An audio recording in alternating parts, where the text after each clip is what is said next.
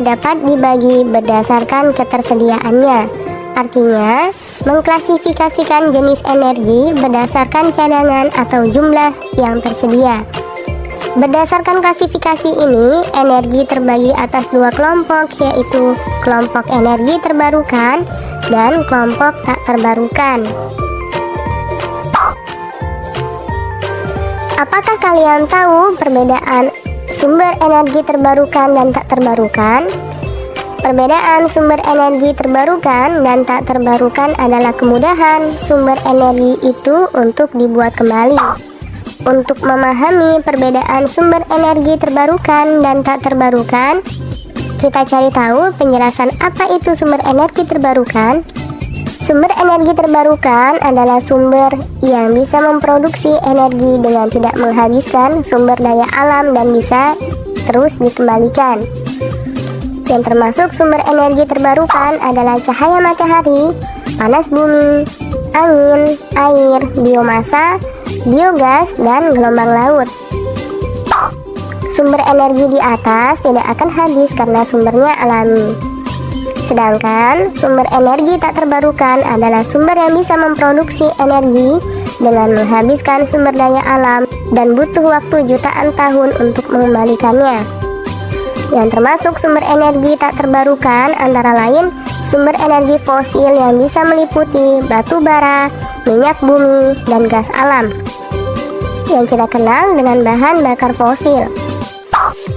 Bahan bakar fosil itu suatu saat bisa habis.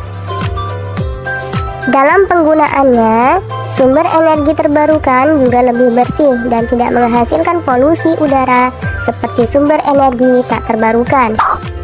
Selain energi terbarukan, ada juga istilah energi alternatif. Energi alternatif adalah sumber energi selain energi fosil. Yang termasuk energi alternatif adalah semua energi yang tidak menggunakan bahan dari fosil. Namun, tidak semua energi alternatif adalah energi terbarukan. Sumber energi alternatif yang bukan sumber energi terbarukan adalah energi nuklir. Ini karena energi nuklir didapatkan dari menambah uranium dan thorium yang suatu saat bisa habis. Oleh karena itu, energi nuklir termasuk dalam sumber energi tak terbarukan. Berikut akan kita bahas satu persatu contoh dari sumber energi terbarukan. Yang pertama, air. Air bisa dimanfaatkan sebagai sumber energi karena sifat gravitasinya, yaitu selalu mengalir dari permukaan tinggi ke permukaan yang lebih rendah. Sumber energi air ini dimanfaatkan dengan cara pemasangan kincir air. Selain kincir air, di Indonesia juga ada pembangkit listrik tenaga air. Yang kedua, cahaya matahari. Cahaya matahari atau surya bisa dimanfaatkan sebagai energi surya atau solar energi dengan sebuah alat. Alat untuk memanfaatkan energi surya adalah panel surya. Panel surya bisa menyerap cahaya matahari untuk dimanfaatkan menjadi bentuk energi yang lainnya, salah satunya listrik. Yang ketiga, angin. Kita bisa mengubah angin menjadi bentuk energi yang lain dengan memanfaatkan teknologi kincir angin. Kincir angin bisa dimanfaatkan untuk mengubah angin menjadi energi gerak dan kemudian menjadi energi listrik. Jenis energi terbarukan ini hampir bisa dilakukan di seluruh dunia karena di seluruh dunia ada angin. Yang keempat, panas bumi. Jenis energi terbarukan yang satu ini asalnya dari dalam inti bumi yang panas. Teknologi panas bumi atau geotermal biasanya dipasang di dekat gunung berapi yang masih aktif. Kemudian yang kelima, biomasa. Sumber energi biomasa berasal dari bahan organik yang asalnya dari makhluk hidup seperti hewan atau tumbuhan.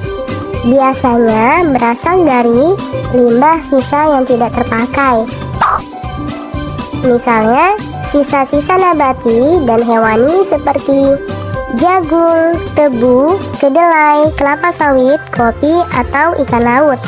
Hasil pengolahan energi ini bisa dijadikan bahan bakar pengganti minyak. Pasang surut air laut juga bisa menjadi sumber energi terbarukan yang diubah menjadi energi listrik. Alat yang digunakan untuk mengubah energi kinetik dari gelombang laut ini adalah turbin. Turbin pembangkit listrik hanya diletakkan di laut yang memiliki ombak yang besar.